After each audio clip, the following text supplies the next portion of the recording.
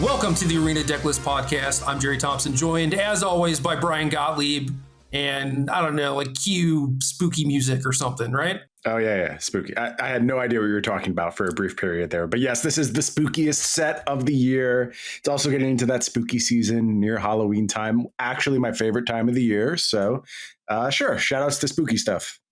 Word. Yeah, it's just another Magic set to me, you know?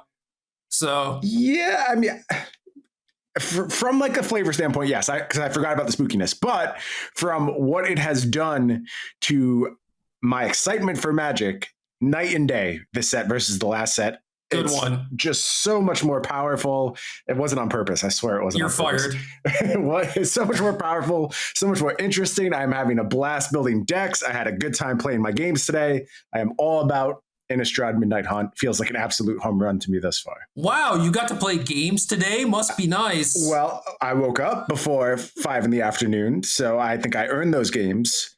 Listen, unlike someone else on the podcast. Listen, I was awake until about 11:30 a.m. That's when everything went up. Okay. Well, yeah, yep. I was going to sleep when that was happening. PSA, and I know this. I knew this already.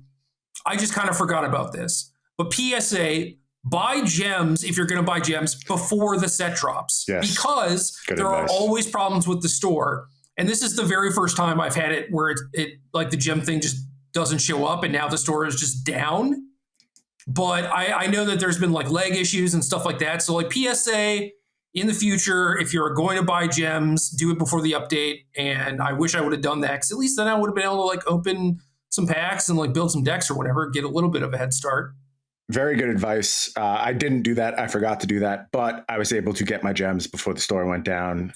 Opened 230 packs today, I think, and now I have everything. And it's go time. It's building time. It's playing time.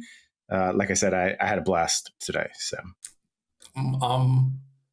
not jealous, envious, I guess. You'll get your chance. Yeah. Just a matter of time. Yeah, it'll be fine. I'll just be refreshing into the wee hours of my afternoon, which I guess I'm on EU time, sort of. Anyway, we have a top 10 list that's actually a top 13 list, but very easily could be a top 20 list, I'm pretty sure. Yeah, it could go very deep. I feel strongly about like the tippy top of this list, but below that, a lot of interchangeability. And I think it goes down, like you said, about 20 cards or so that are going to be big players in standard. That it helps that we're doing this at rotation for sure. Like that makes it easier. But even still, like just good cards, good build arounds, interesting stuff. A good set. I'm very pleased. Not too many things that double your mana. No, not too many. It's on the low end, and some other play patterns that I think are interesting. We'll get to all that though. We'll talk through everything we've discovered thus far. Cool. Well, we are going to start with an honorable mention, and I think that we should just do this from now on because otherwise these would just be number one all the time. Just like honorable mention the dual lands. Like, yeah, obviously, unless they're snarls, they get dishonorable mentions. Yeah, dishonorable mention. It's like you build decks, you go through, you see that there are snarls legal, you just get mad. At least that was my process. Great. But yeah, these dual lands are obviously going to see a ton of play. I think that they're very good. They are. They're great. What has been your experience so far? Like when you're playing like 3 colors, do you play the full 8 of these? Yes. Okay. Yep. If they're available, I will. And you most certainly will be happy. They are great lands. Only the most aggressive decks will ever feel the downside. And even then, it's like you're more than happy to deal with this. I've played some Gruul, some Rakdos, and those decks are very happy to have this dual land. They are fantastic. Rakdos, I think, has more solid options for 1-drops than something like Gruul does. So even if you have to play one of these on turn 1, I don't think you're losing out on that much anyway. Yep, I agree with you. And obviously that'll change. Like the more sets you have, there will probably be more playable 1-drops and everything. But for right now, yeah, it just doesn't seem like a downside to put these in your deck. I have loaded up very comfortable with 8 when I have room for them, and you're definitely playing them when you're playing allied color decks. I'm happy. I want the rest of the cycle. That would be cool. I don't know if we're going to get it soon. It seems plausible, right? We're in Innistrad twice, so I think that would make a lot of sense and would be a cool foundation to base the standard around. Hell yeah. Number 13, we have Jadar, Ghoul Caller of Nephalia. We're still reading these, yeah? I think so. Last week, we're going to read them. Last time. All right. Jadar, 1B, 1/1, legendary creature, human wizard. At the beginning of your end step, if you control no creatures with Decayed, create a 2/2 black zombie creature token with Decayed, which means it can't block, and when it attacks, you sacrifice it at end of combat. Just a straight up fodder maker that is reusable, does a bunch of cool things like triggering your Champion of the Perished if you're in a zombies deck. It is in my Rakdos deck presently, where I'm using it to fuel my Plumb the Forbiddens and my Village Rites. And don't forget, you get to attack with these things before you do that. You just put a stop in your end step of combat, and you still get the sacrifice off. But you say, oh, you just do that like that's easy on Arena. It's doable. Once you understand how to do it, it's doable. You just have to think to do it and remember. But yeah, Jadar is just a good, solid value body. One thing that's cool is a lot of my first drafts of Rakdos were usually pretty empty on creatures at the 2-drop slot. You go from like Eye Twitch to Sedgemoor Witch, basically. Yeah. And this being a 2-drop is really good for your Agadeem's Awakenings. I figured that out pretty quickly once I put this in there. And it was a sizable improvement over like Hunt the Specimens that I was playing in that slot before when I was playing this today. So very pleased with the Jadar thus far. You need some kind of synergy. It's not just like a good rate card, but it's definitely there when you have the pairings. Yeah, Eaten Alive is another pretty solid one where Jadar just makes it so these cards don't have a downside. You know, you just fuel all the Village Rites and Eaten Alives. And if you have it, it just seems like your deck becomes so much more efficient. And you're also getting like the extra chip damage out of it a lot of the time too. So yeah, all that stuff adds up, and that's what these decks are about. They're about like small ball, going wider than your opponent can block, getting these small interaction advantages over time. So Jadar fits right in. Is Plum busted? Plum is better than it was by virtue of just like being one of the more powerful cards left in the format, with a lot of the really, really good cards leaving.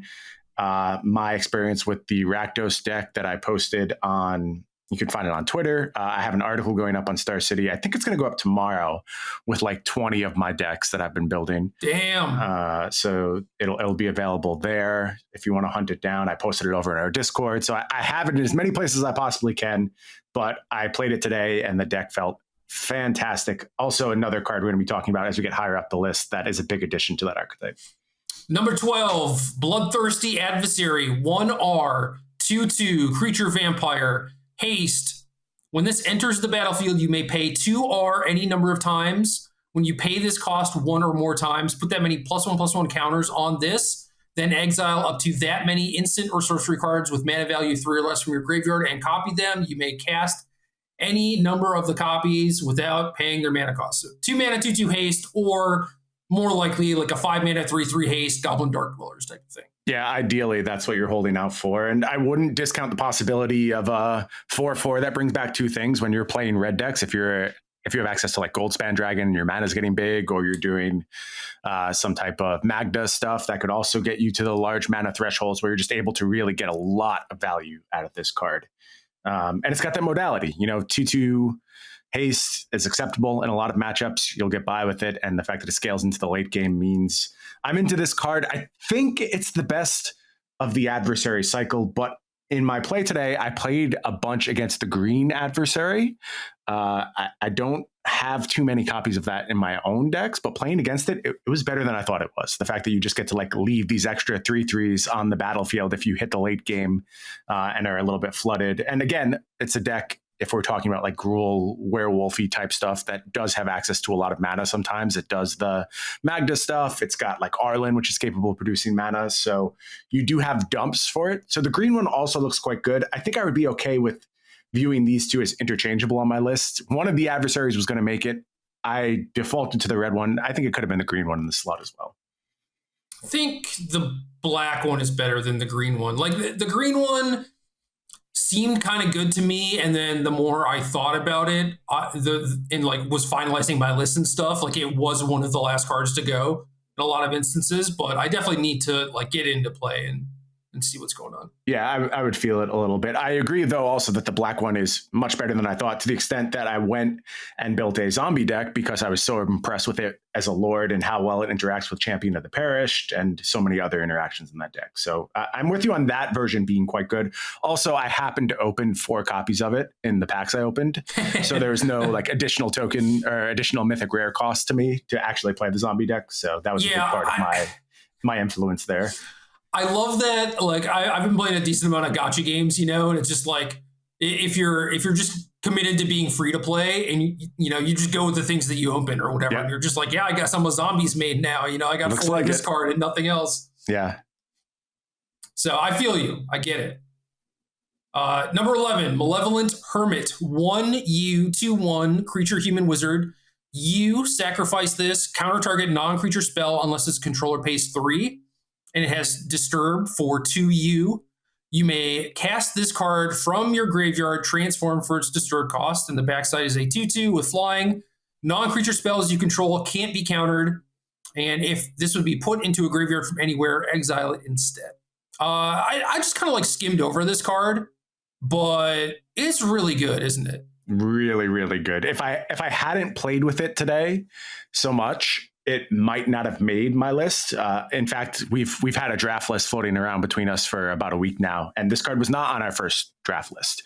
And after I played a bit today, I got back to you and I was like, this card needs to be somewhere on our list. And if I had more time with it, it might be higher. I tweeted today that this is the new Teferi Time Raveler, which sounds very silly. I understand that, but it's exactly the same in that if you want to do something stupid and degenerate and like big mana and invest in these huge turns, this is how you do it in a bunch of matchups. This is just your sideboard solution always, because it creates this sub game where your opponent is either challenging the Malevolent Hermit on the battlefield or trying to burn it early to make sure that they can interact with your spell on the stack, or you're going to get to the backside of it and then they have to kill it a second time. So it just requires so much resource usage from your opponent to get to the point where they're even beyond this subgame, which will eventually lead to their demise if they're trying to play any kind of control strategy against your go big, Alrund's Epiphany, graveyard combo type setup. Malevolent Hermit lets all of that happen. It's also just like a good beater in control mirrors, that thing where you board in a bunch of small creatures just to be able to pressure planeswalkers and get on the battlefield early.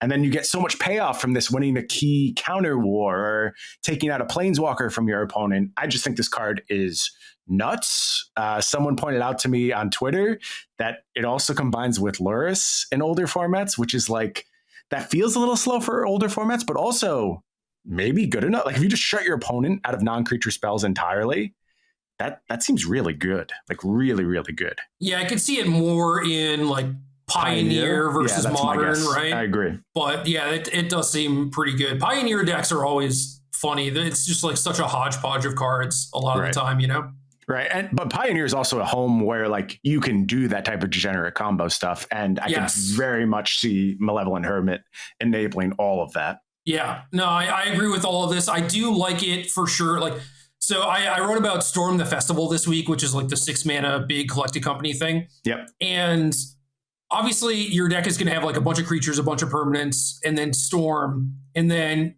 for sideboarding, it was like, well, I want to be able to maybe like stop some sweepers or just win some counter wars over big stuff. And I was like, well, I'll just go with the standard negates or whatever. I didn't dig too deep. And this is like a creature that can pressure them. Yep. It is a thing that you can Storm the Festival into.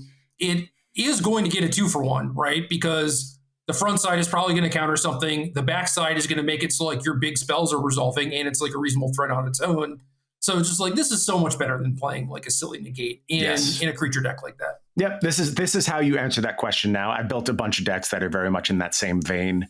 And, like you said, I defaulted to the negate disdainful stroke, 2 of each package. And that's your default way of doing it. I was about the same. Yeah. As time went on, I'm just like, no, I just want 4 Malevolent Hermit. And that actually answers the problem permanently and puts my opponent on the back foot. And it's been key. Most of what I've gotten up today is nonsense, and it's all been really good, which is frightening, and it's all been really good on the back of Malevolent Hermit. So number 10, Reckless Stormseeker. 2R, 2/3, creature, human, werewolf. At the beginning of combat on your turn, target creature you control gets +1/+0 and gains haste until end of turn as Daybound.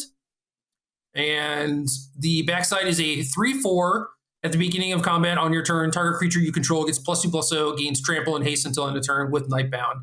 And I don't know. I saw this card initially, and like the thing that I said was that it's like, I guess it's kind of like a fires for your stuff, right? And I do think it's a lot better than that when you start thinking about it as like, this is just a 3-mana 3/3 haste with like massive upside. And then you start looking at it in combinations with things like a Seeker's Chariot and like the Ren and 6 token and stuff like that. It's like, this card seems nice. This is a good role player. Yeah, this is the rate creature of the set, I think, where you're just getting a lot of return on your investment, and doesn't do anything when it enters the battlefield. Really, it's not that type of new creature. It has haste. It has haste. Sure.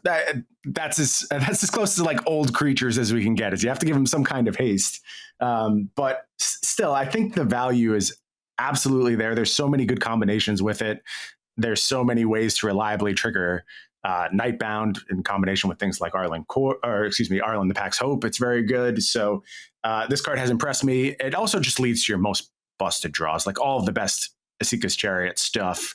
It feels like it's on the back of Reckless Stormseeker. And when you get absolutely buried by the Gruul deck, which would be very, very high on my list of enemies right now, probably in the number 1 slot. I think that's the safest way to do it for the time being. You realize very quickly that this card is just sort of what makes the archetype hum. It in a Chariot into Ren and 7 is just new fire absurd. straw. Yeah, it's absurd. Number 9, Light Up the Night, XR sorcery. This deals X damage to any target. It deals X +1 damage instead if that target is a creature or planeswalker. Flashback, 3R, remove X loyalty counters from among planeswalkers you control. If you cast a spell this way, X cannot be 0. So this is mine. This is I take ownership of this one. So if it's wrong, don't be mad at Jerry. I battled for this card to be on this list. It was very important to me. I think Light Up the Night is extremely important in the format, even if it isn't in a tremendous number of decks. Although I think it probably has more homes than people are giving it right now. And I've gone out of my way to include it in some spaces where you wouldn't usually see it. But front side, mostly just a fireball. You're cool with that in a lot of decks, especially things that are doing like Goldspan Dragon. We talked about how all these mana engines exist. That is part of new Magic. That's not going away. And they're still present in the standard. There's still ways to do these outstanding mana explosions. And I think that's a great home for Light Up the Night. But where I really love this card is the fact that you can play it on turn 1, and it's a removal spell for 1 toughness creatures. So if Delver of Secrets turns out to be a thing, or anything super small like that, you do have that removal spell. That upgrade is big. It comes up all the time for me. It's also good at taking down planeswalkers that have been ticked down. So it has a lot of utility there. But where I really go over the moon about this card is scenarios where you're just in this mid-game stall. You fire this at your opponent's face for 4, 5. And then you have a planeswalker that you play on a future turn, or maybe it's already in play if you're really doing the thing. And this represents 5 or 6 more damage at will. And that's, I think it's low end. Like if you build around this card, I mentioned Rakdos previously, which this is the biggest update for Rakdos. This means so much more than Jadar does, because what you can do is now become a Lolth Spider Queen deck. All those sacrifices that you're doing over time are putting loyalty counters on that. I've busted out fireballs for like 12 using just my Spider Queen to kill my opponent out of nowhere. And there's not really anything you can do about that setup because that deck does play defense so well. It makes its spider tokens. It's got pest tokens all over the battlefield, and it can just block in perpetuity, tick up that planeswalker, and have this massive fireball out of nowhere. So I think it's an angle that a lot of decks didn't have before. Gruul can do it with Ren and 7 and Arlen the Pack's Hope. It works absolutely fine there. You can work harder and squeeze it into spots like I did a Jeskai Dragons list where I included Teferi. I don't think you have to do that just because the core Izzet Dragons is so good. but you can if you're really into this kind of reach that Light Up the Night provides. And I think it's going to be an important part of the format. So the thing I will say, I got two things really. The first one is that if you have a Lolth on 12, are you not doing okay? Like, so, I get that there's like convenience, right? Like the front side of this is a fine removal spell and then it just kind of chills in your graveyard, right? For if you need it, and it makes ending the game a lot faster, a lot easier. But I don't know, like using that as a selling point to me is a little bit sketchy. Sure, that's a dramatic example, but the thing is, like, the -8 on it isn't good in a lot of situations. It can be strong, but there's a lot of spots where it just doesn't do all that much. And it's very plausible that you got your Lolth to 12 in like 2 turns, which I think is what my scenario was, where I just had a bunch of sacrifice fodder around, I was chump blocking, and it was very easy to kind of turbo it up to that point. But were you winning without the fireball? We were at least at parity. Okay. So maybe I can turn that game long because I have my Lolth in play and I'm obviously very good at blocking at that point, but still ending the game matters.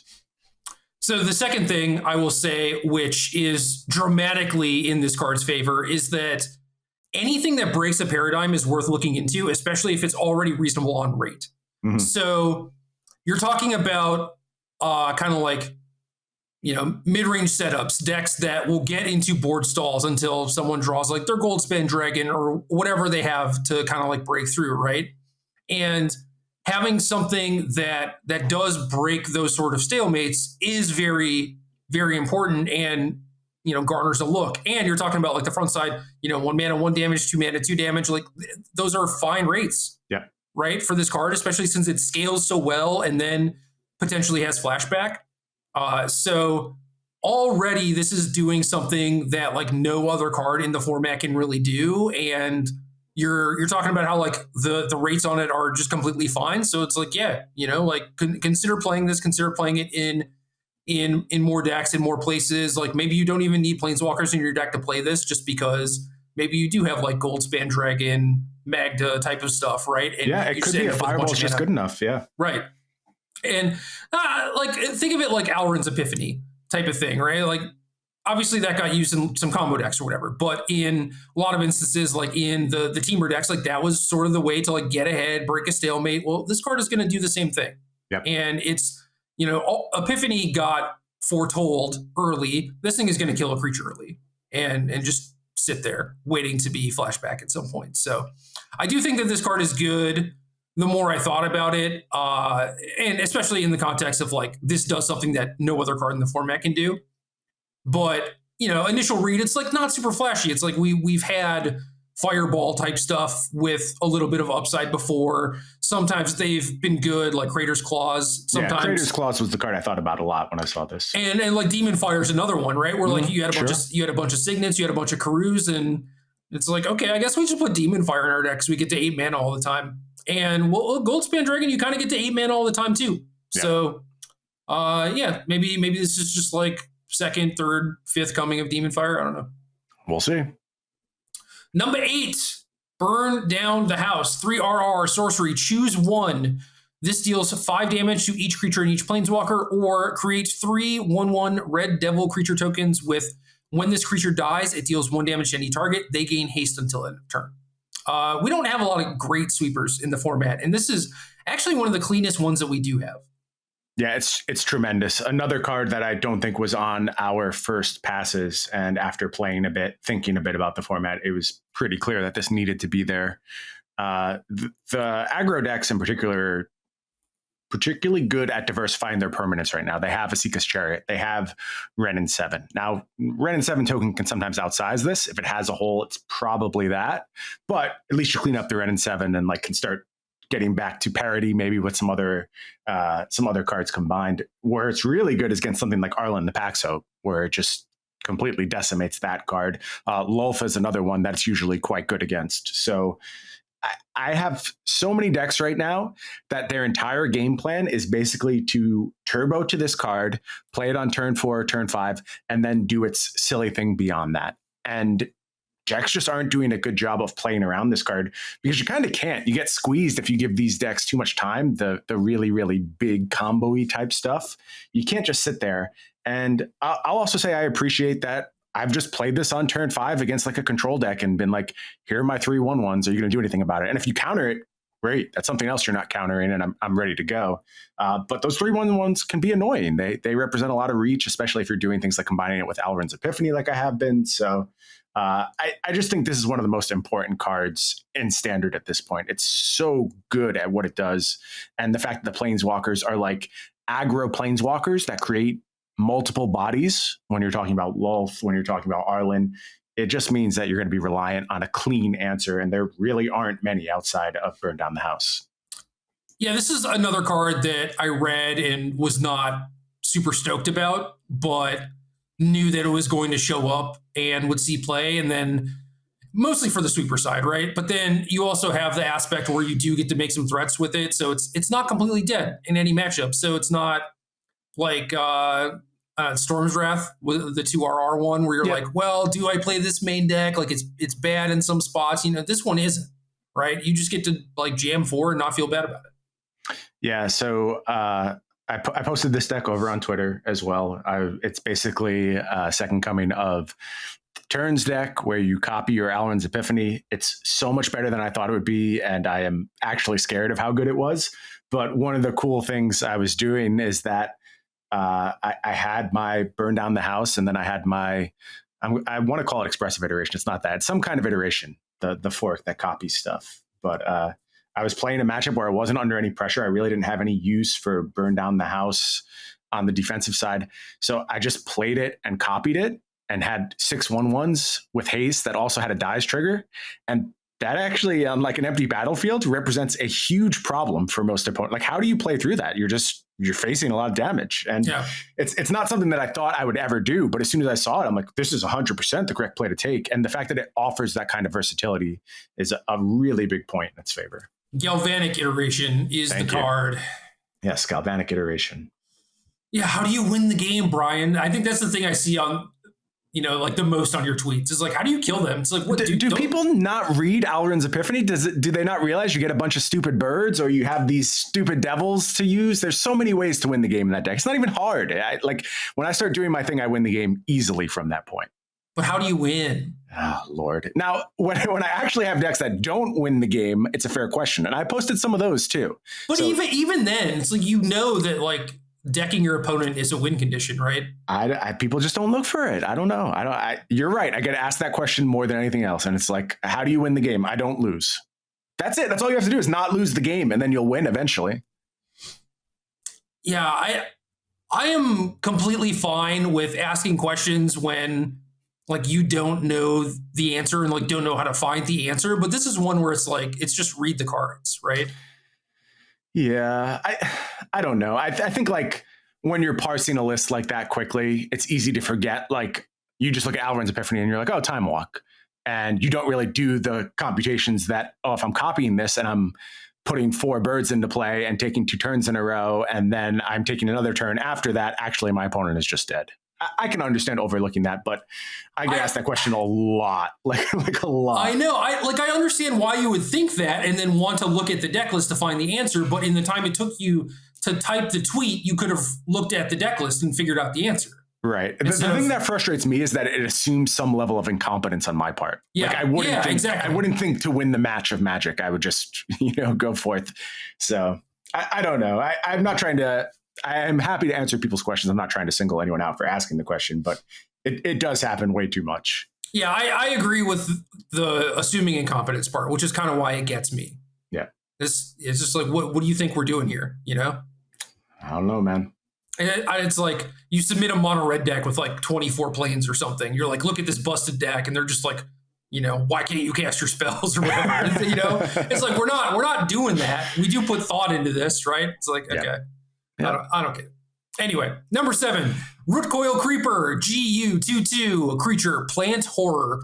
Tap, add 1 mana of any color. Tap, add 2 mana of any one color. Spend this mana only to cast spells from your graveyard.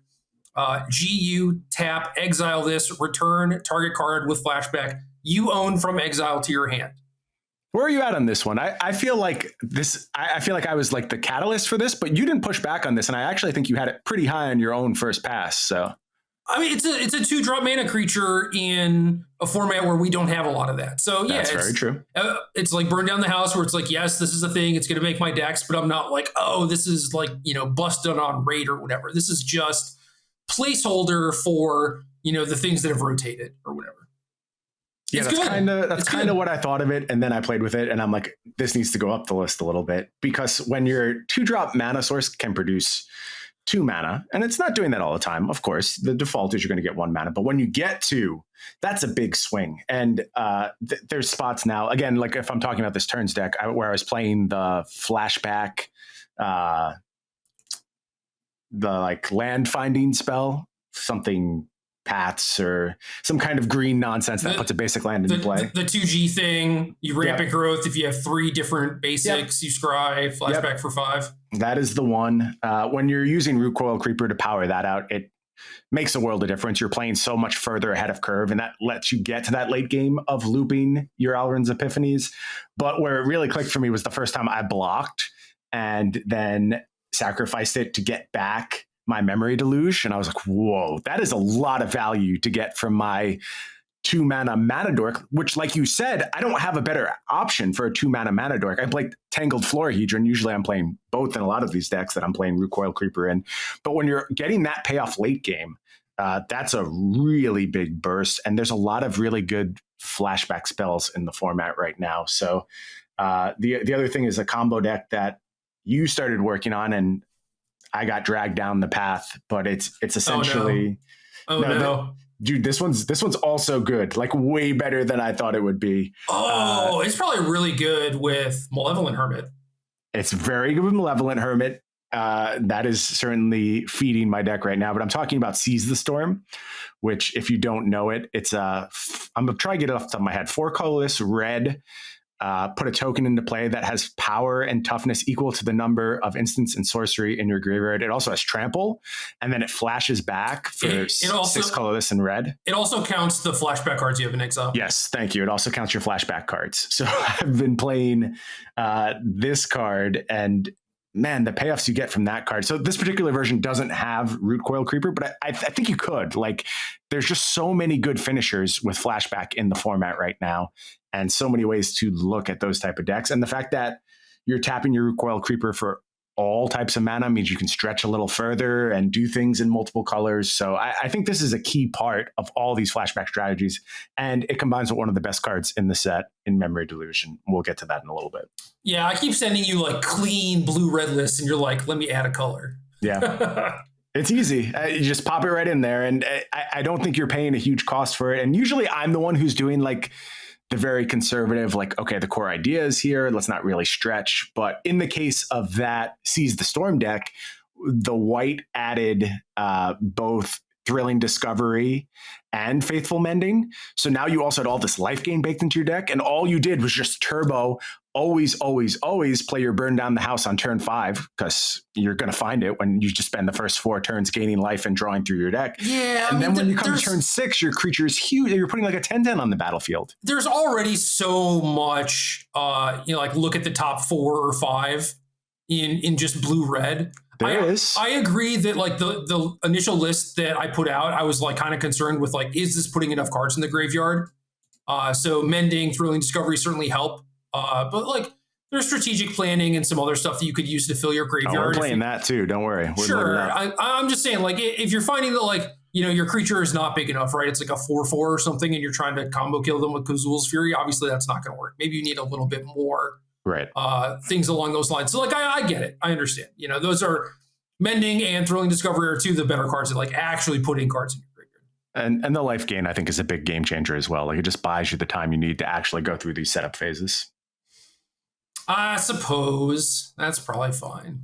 Anyway, Root Coil Creeper is good. I look at it mostly as just a 2-drop creature, and then obviously there are upsides, and in specific decks where you're like, all right, I'm playing, like a couple different flashback spells. The add 2 mana ability to cast flashback cards is really relevant. And the flashback stuff is reasonably costed, but it's definitely a little on the pricey side, right? So this kind of brings it back down into normal range, I think, for what you would expect to cast.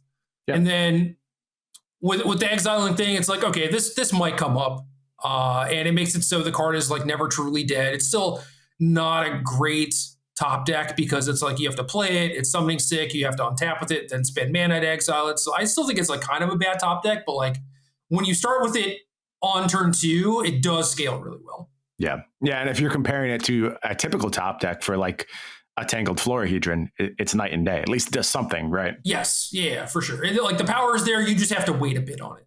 Yep. Number 6, Arlen, the Pax Hope.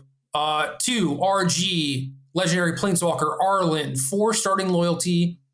+1, until your next turn, you may cast creature spells as though they had flash, and each creature you control enters the battlefield with an additional +1/+1 counter on it.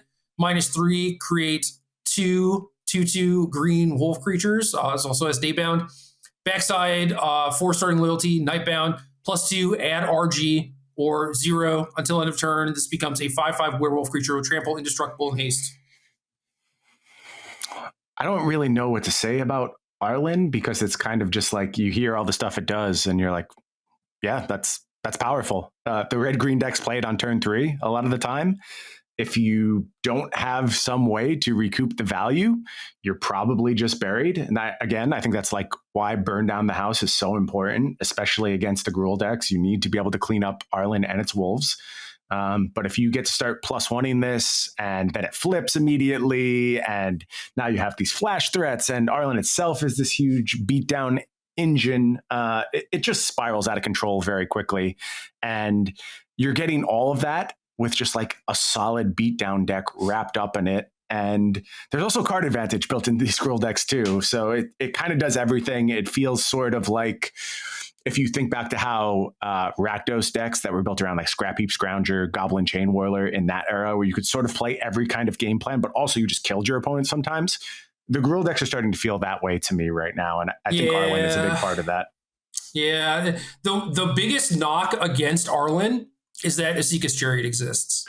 Yep. And you normally start with like more chariots before you actually go to Arlen's. And then as far as like werewolves, the tribe are concerned, I think you're still a little bit short on cards to actually have like a good deck. So I don't think it's supposed to be so much the tribe. Like it's just supposed to be you play the good Gruul cards, and there's lots of them. Yes. But so like I'm talking about like Tovolar, basically, right, where you can mostly skip that card. Yeah, which is unfortunate to me. Yep. And maybe that'll change with the next set. Who knows? But Arlen, I think, is not necessarily like a wolves or werewolves card. I think it's just another good Gruul card that you put in your deck because it's very strong. Agree with you. Number 5, Moonveil Regent. 3R. I'm scrolling. 4/4 creature dragon. Flying. Yeah. Whenever you cast a spell, you may discard your hand. If you do, draw a card for each of that spell's colors. When this dies, it deals X damage to any target, where X is the number of colors among permanents you control. This is the card that I want to play with the most to get an idea. This was the chosen one last week. We were hyping this up as maybe our favorite card in the set, and it slid down a little bit from that point, but not because I don't believe in this card. Exactly. It's because the set is stacked. The set is stacked. And also, I'm not sure how many homes there actually are for this card because there are so many other great options. Like it's certainly competing a little bit in the same spot as like Esika's Chariot, Arlen. Like if you're playing Gruul, you're probably going to default to those things because the synergies are better. Where this card has looked at its absolute best to me is in mono red, where I think it's awesome. Now, I don't know if there's any reason to actually be mono red. I'll say that when you can do Gruul stuff, that might just end up being a better version. But I don't know, like a 4 Burning Hands mono red deck has some upside to offer, and maybe we'll find some other good matchups in places. The other spot where I think this is really good is in any kind of Delvery, tempo-y stuff. I mostly am low on that strategy. I don't know if that's really going to make it in standard, but if it does, I think this card will be part of it. And then I've hated Galazeth Prismare for a long time. I've seen it as kind of a necessary evil. I think in most of your Is It Dragons lists, you should look to slot some Moonveil Regents in alongside Galazeth Prismare. I'm not saying cut it, but my current lists are looking at like 1 Galazeth, 2 Moonveil Regents, and I've been pretty happy with that split. Yeah, I agree with all that stuff. Arlen has chariot problems. This also has chariot problems where you're like, well, like I don't want to put this in my Gruul list, but then it's like, well, how many 4-drops do you want? You know?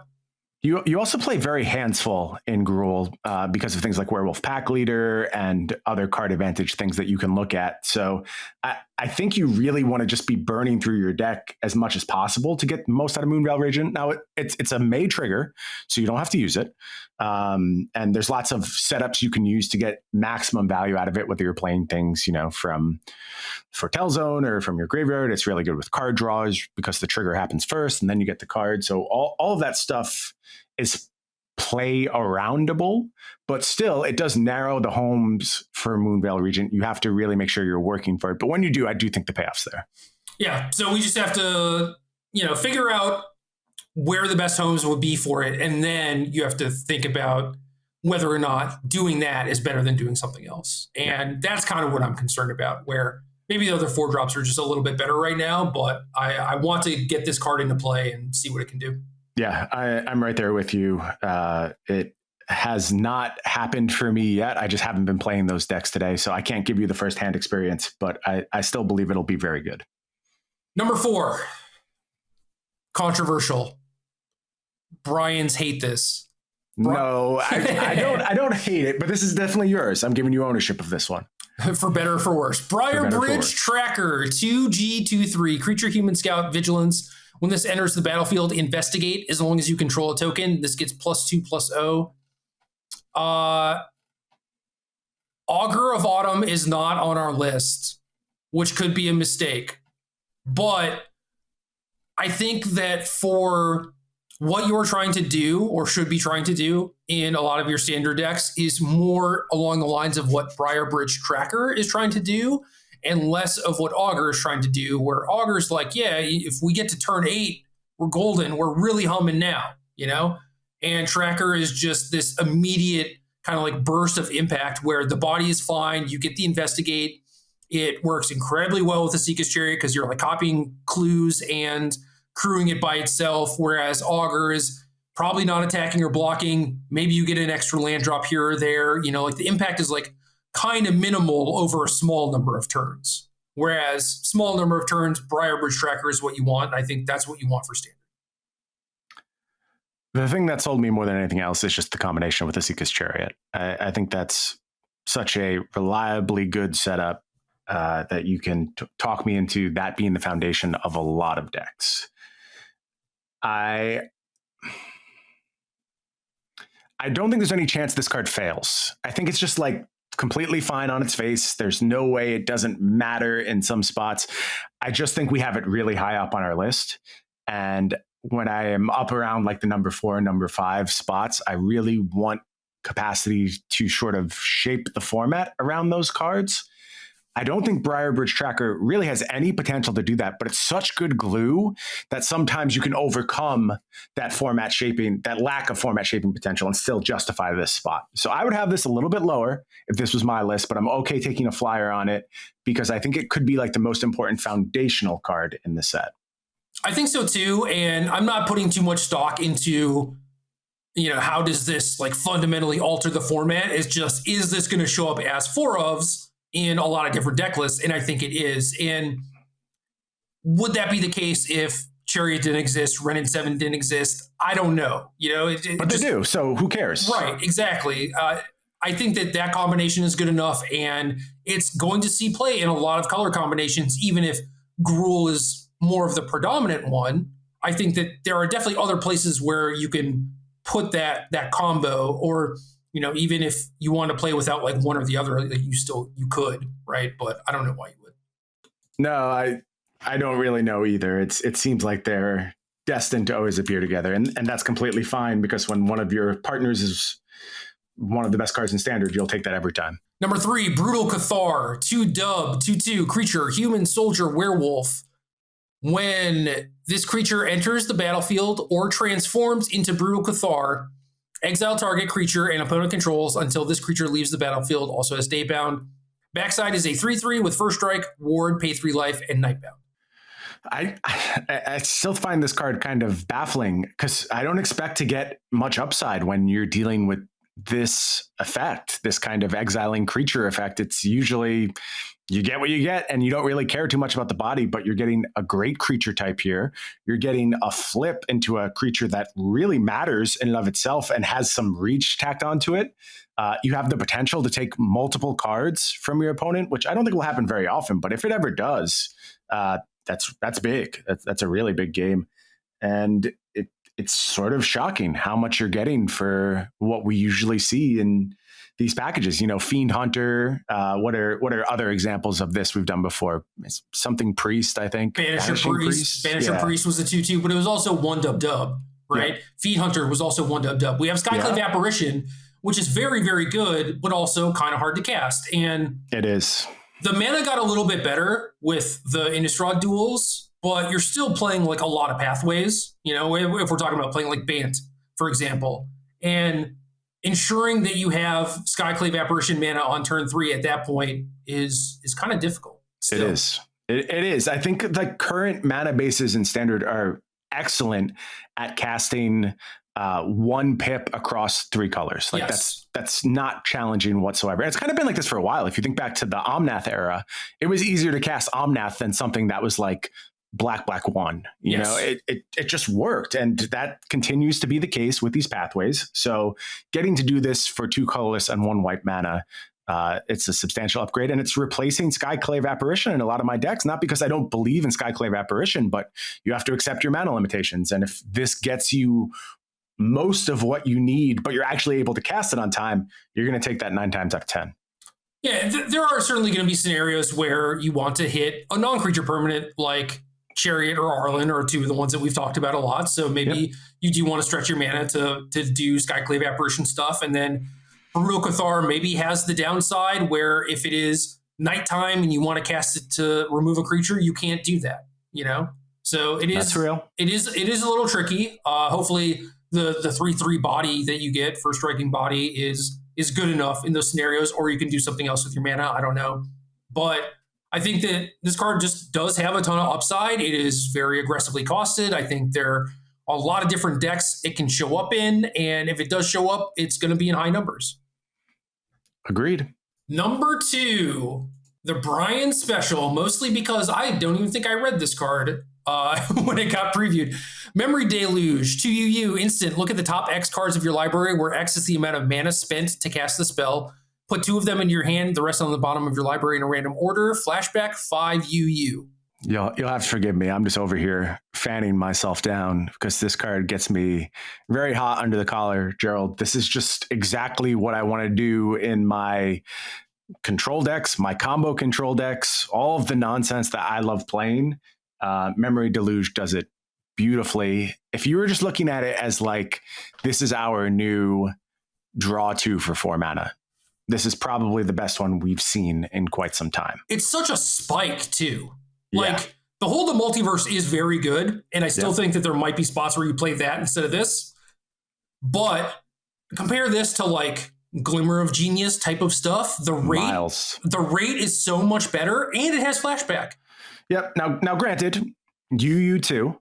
So we just talked about how that's harder in this format. That's very true. But I think a lot of the best homes for this are in some 2-color decks, some decks that are fixing their mana anyway, looking to ramp into the late game. I mentioned my green flashback, find a land, rampant growth spell. It plays very well with something like this. But basically, like, you're playing this early as a control deck, as you typically would, or as a combo deck, as you typically would, looking for small pieces. And then you don't do anything else. And you get to these late games and you just find whatever you need. If you get even 1 turn where you're able to go ahead and use your mana, not answering your opponent, you get dig through time. And anyone who casts a bunch of dig through times knows what that does. It finds you what you need and gets you ahead. And this is the entire premise behind my taking turns deck, is that you use that first turn, you're able to hold out and copy that Alrund's Epiphany, So that first of the 2 turns you're going to take, you use to cast this from the graveyard, go find another Alrund's Epiphany, and you're just off to the races. You're doing it from that point forward. And maybe you're even copying an Alrund's Epiphany again. And that's why it's so easy to just win the game from very low resources, that it turns into so many cards from your graveyard. And that kind of card advantage, it's not something we usually have access to. This feels like a control card from ages ago, where it's just like control was always the best thing to do and you were foolish if you were trying to do anything else. These are the type of tools it had while, the green decks were playing 3 mana 3/3s and nonsense like that. It's just from a different era, and I am impressed with it every single time I cast it. Compare this to Chemister's Insight. Just, you can't. It's just night and day. Yeah, I will say though that we do kind of lack some of the early game interaction for blue decks, if you're talking about like control decks specifically. Essence Scatter was a card I went to basically as Doomblade a lot of the time. And we don't have like a good power sync, Broken Ambitions type of thing. I absolutely despise Jwari Disruption, so the 2 mana slot for these blue decks is pretty bad. Yeah, it's hard to find a good counter spell in the early game for sure. But I don't know, like you can play this in Izzet control setups, and we saw that deck do some pretty good things in the last season. And a lot of that stuff still exists, or you have things that can substitute for the missing things, right? So I think that control is probably viable. And then you're talking about doing like ramp stuff with this, or I've had it in sideboards of like Simic decks or Bant decks as just instant speed threat to like pressure control decks or whatever. I think that's a good spot for it too. Like, this card is nice. Agreed. You just got to find where to put it. That's all. Yeah, I think this one's worth the work though, and building around it, you can get paid on it. Yeah, for sure. Imagine this with Wilderness Reclamation, right? Whew.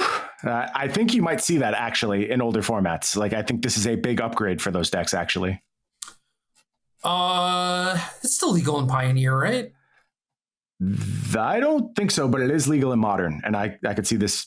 I mean, they play like Factor Fiction now. They do play Factor Fiction. This seems better. I think this is better than Factor Fiction, assuming you can cast it, right? Like, Factor Fiction is really easy to cast, but yeah, you should be okay in that deck. Yeah, that deck's trying to cast Cryptic Command anyway, so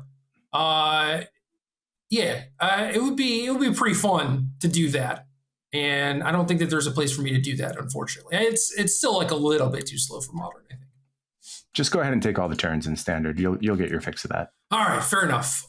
Number 1 card in the set, and it's been number 1 for a while, because this is like the first card previewed. Ren 7, 3 GG, Legendary Planeswalker Ren, 5 starting loyalty, 4 abilities. First one, +1. Reveal the top 4 cards of your library. Put all land cards revealed this way into your hand and the rest into your graveyard. 0. Put any number of land cards from your hand onto the battlefield tapped. -3, create a green Treefo creature with reach, and this creature's power and toughness are each equal to the amount of lands you control. -8, return all permanent cards from your graveyard to your hand. You get an emblem with you have no maximum hand size. I don't think you could ever trick me into -8ing this, honestly. But have not done it in my one day of playing with it, but I've certainly done everything else, and they're all great. I mean, this card is what we thought it was. And it's funny because like this is the one that just, it stands on its own for everything it can do, but it also combines well with one of the best cards in Standard in the Seeker's Chariot. Like, we're talking about how Briarbridge Tracker gets carried by its relationship with the Seeker's Chariot. Ren 7 has that relationship and is also just an incredible card on its own. So where does that leave this card? At the number 1 slot on our list, obviously. The fact that you get a creature that is so battlefield impactful right away, the reach matters a bunch. It's good, solid defense. If they then answer your Ren 7 from that point, you don't really feel like you came out that far behind on the exchange. And spots where it's safe and you just get to like plus, and setups where your deck is full of cards in hand. If you're doing like Bant type stuff and you're playing this alongside Memory Deluge, it's very easy to put just a lot of lands onto the battlefield and then unlock these late games that are all about bringing Memory Deluge back from the graveyard and just infinite options with all this mana available. It all feels very good, very reasonable. It fuels those flashback cards we're talking about in your graveyard too. It puts them there directly, which you always appreciate. So it's everything I thought it would be. And having played with it, I'm comfortable with it remaining in my number one spot, as it, like you said, has been for a while. Brian, I just purchased gems. You got them. I got them. Congratulations. I'm very happy for you. This means you will now be able to cast Ren and 7 by the end of the day. And I promise you'll enjoy it a lot. All right. First 10 packs, not very good. No Ren and 7s? No Ren and 7s. Second 10 packs, also not very good. Okay. We're going. You're in line for these 20 through 30 are going to be big, though. Got a brutal Cathar, man. Okay. Well, that's a good card. Oh, Galvanic Iterations are rare. Yikes. Yeah, that is. That's okay. You're going to need those. Ooh, Moonveil Regent. Let's go. Yeah. All right. Little mono red action. Tainted Adversary, your homie. Yeah. Ready for some zombies. That's good. Only need 3 more of those. Some dual lands. Some cards with Tovalar in the name. So those aren't great. No. All right. We have 40 packs left. Oh, you went a full 100. I did. Yeah. Okay. Another dual land. Oh no. Okay. If I was going to buy 2 things, I should have bought them together, right? Because now I just opened a Champion of the Perished. Yeah, you get Champions of the Parish for buying the bundle. I blew it. All right, more dual lands. I need my mythics. What's happening? Nothing. Another dual land. Last one, Brian. Oh, Ren and 7. We got there. There we go. Okay. We got there. That's what we were looking for. And a Memory Deluge and a Brutal Cathar. Dude, we're in there. You just got the top 3 cards in the set, Gerald. How do you feel about that? Not bad. I mean, it took me 90 packs to get there. But it did. It took a little while. We did it. Nice. Okay, this means that I'm going to actually get to play some Magic when we're done here. This is good. Well, how about before you do that, you tell us what the hell you think about Ren and 7? I'm not working alone over here, Gerald, while you're playing Arena. Oh, no. I mean, it's busted. The tree folk is absurd. It works with Asika's Chariot. It puts flashback cards in your graveyard. Some of the stuff that I've been trying to do, which I'm not sure will actually work, is like, I was playing it with Storm the Festival, right? Like, obviously, Ren and 7 is a big part of any Storm the Festival deck. Another card that did not make our top 13 list. But I will be playing with some amount at least. And was just like, oh, you could like put lands into play with Lotus Cobra in play to like then maybe get to the flashback part of this, and there's the recoil creepers and stuff like that. Like flashing it back doesn't seem that difficult with those sorts of setups, but Lotus Cobra is obviously still very vulnerable. So you're just all over the place in terms of your Storm the Festival decks, or they tend to be Simic, or what's your general setup now? So for my article, basically I started by looking at all the good 4 and 5 drop things. Yep. That's where I was too. Some of those were tribal things. So I looked at a lot of the tribal stuff like elves, dragons, angels, humans. And I also looked at like some party stuff and was just like, all these are pretty bad. It's like you get like 3 pretty solid cards and then you're just filling it out with the dregs, which is not really where you want to be for a tribal deck. So I mentioned those, but didn't write about them. Decks I did, edit that out for sure. The decks that I did build were Gruul, and then I think I mentioned Naya, but didn't explicitly build like a Naya version, and then Simic Bant, because I think that there's like a significant difference between those two. I did a Bard class version, which was that's cool, which was kind of similar to the tribal ones. So, when we're building like Asika decks and it's like, oh, this really needs like a mana sink, like a big payoff, right? Like, yeah, Storm does that, but then you're also like, oh, look at the 2/2 legendary creatures I found off it or whatever. It's like, it's technically a mana sink, but, it doesn't really get you anywhere. So you really need Bard class to actually do anything in that deck.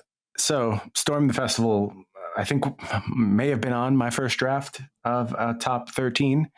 It wasn't on my most recent one, because I think the card might stink, having played with it a little bit today. I just don't think you go deep enough. Yeah. And like only going with 5 cards means that even your best hits don't put you far enough ahead to make up for where you really don't hit. Especially when you're looking at flashing this thing back and you're investing 10 mana into it, like you got to get something from that. And my deck was built around maximizing this card. And I was like, my best spots I was getting was like Wrenn and 7, a Tangled Florahedron. Like that's not really what I was here for. I wanted something that just kind of swung the battlefield all at once, and it never really did that for me. So I don't know if it's, misbuilding on my part or fundamentally misunderstanding the card, but my early impressions of it were not good. Yeah, 5 is not a lot of cards, and it's really difficult to put in like the 6 mana card, enough mana sources to get there, and then enough heavy hitting stuff to actually benefit from it. I think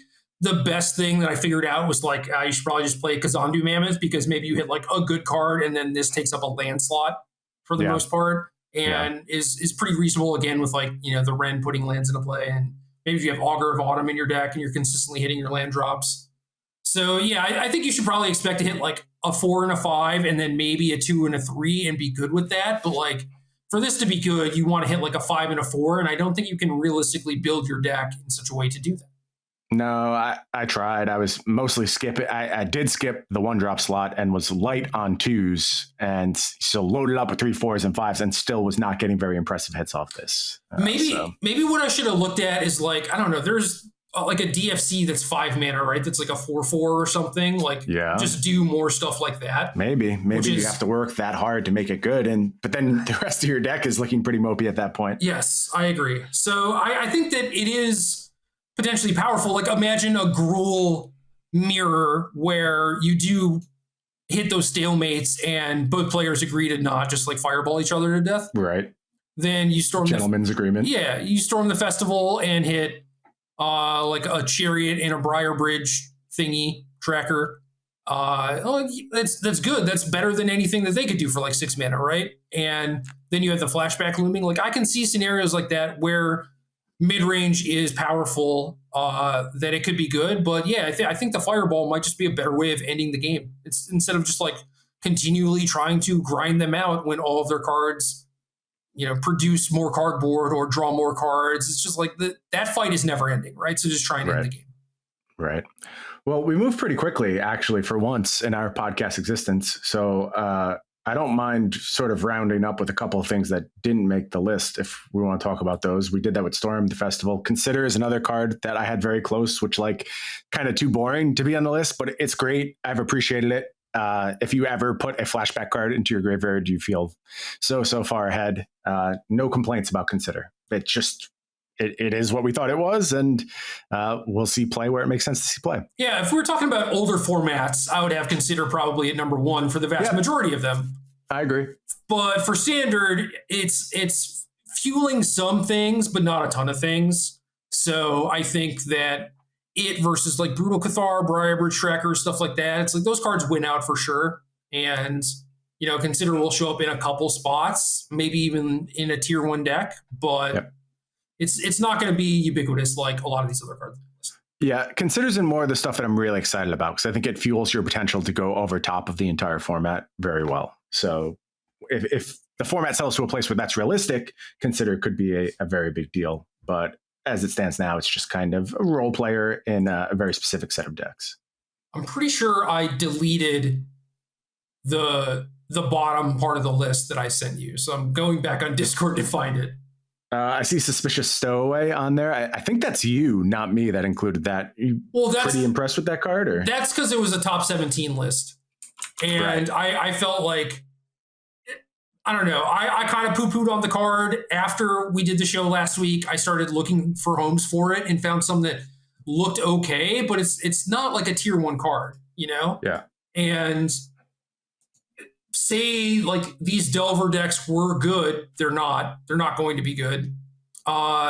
Then yeah, like, this card will see some play or whatever. And I thought that maybe in the context of like control mirror sideboard jukes, maybe this could see a thing, but Malevolent Hermit is just doing a better job of that anyway. So it's like, I don't know. I don't even still see this card doing anything, but if we're making a top 20 list, it's probably on there. Yeah, I think Hermit took its spot pretty soundly for me. The role I saw it playing is now just completely occupied by a much better card. What about Fateful Absence. That's a card I know some Oh. people are very high on. I'm not. I would have been on my top 20. Like, I think it's around like 15, 16. Yeah. Another Okay. one of the cards that I read, I'm like, oh, this is like pretty solid, right? It's going to show up in some decks. Yep. And I believe that, but I don't think it's a game changer.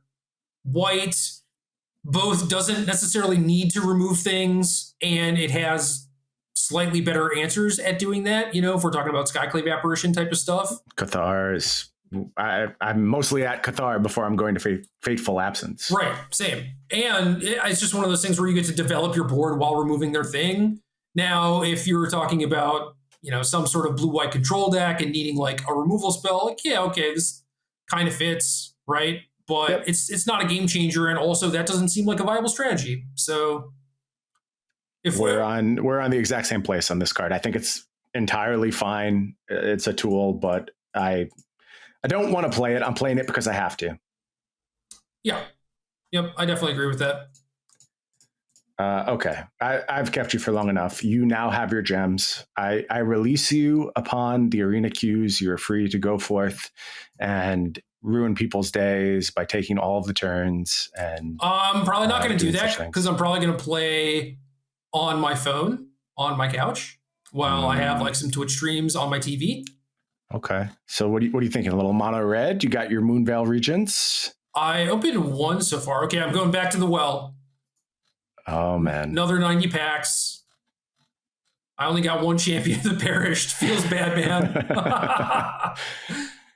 Yeah, you're going to have to craft those if you want to get some zombos in. Is doing pack openings when you can't see anything good?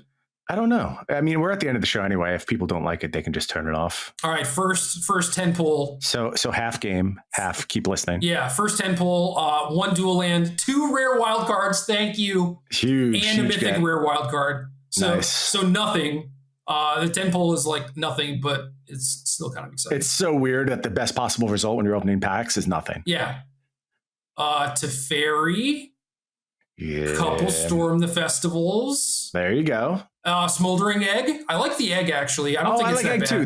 That would be on my top 20. And again, that was like another sideboard juke I was looking at a lot for these like combo-ish decks until I was like, oh, I can just play Hermit and all of this. Yeah. Memory Deluge, some more wild cards. Okay. Those are going to feed my historic addiction. Brutal Cathar, Jadar, another Brutal Cathar. Okay. All right, you're up to like 3 of those now. You're basically set for your mono white decks. Briarbridge Tracker, Meat Hook Massacre, Consuming I don't think I Blob. have any Meat Hook Massacres. I might have to craft those. That's bad. Dude, these are mythics, man. My mythics are bad. Yeah, you're not doing great. Primal Adversary. Damn it.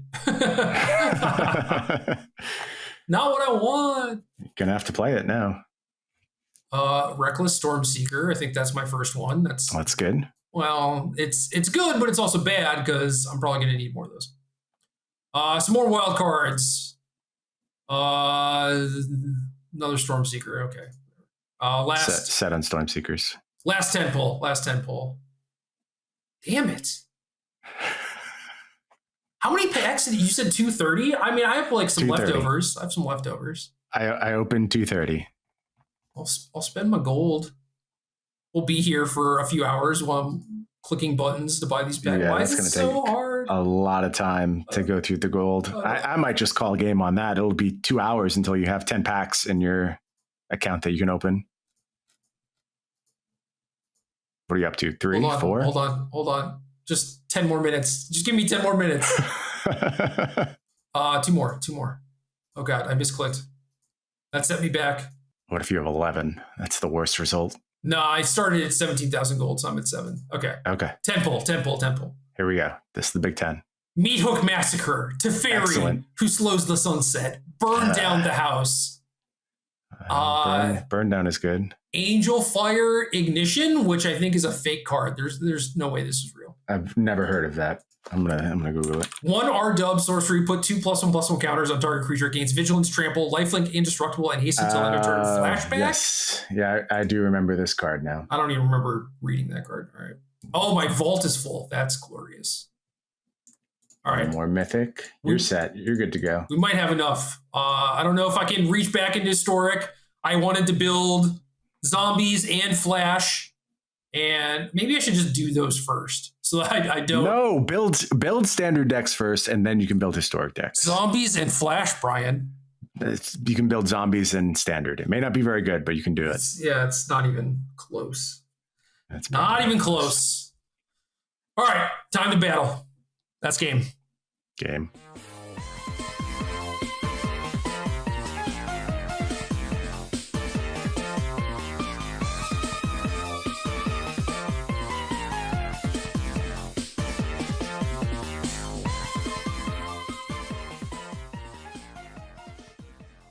Good luck.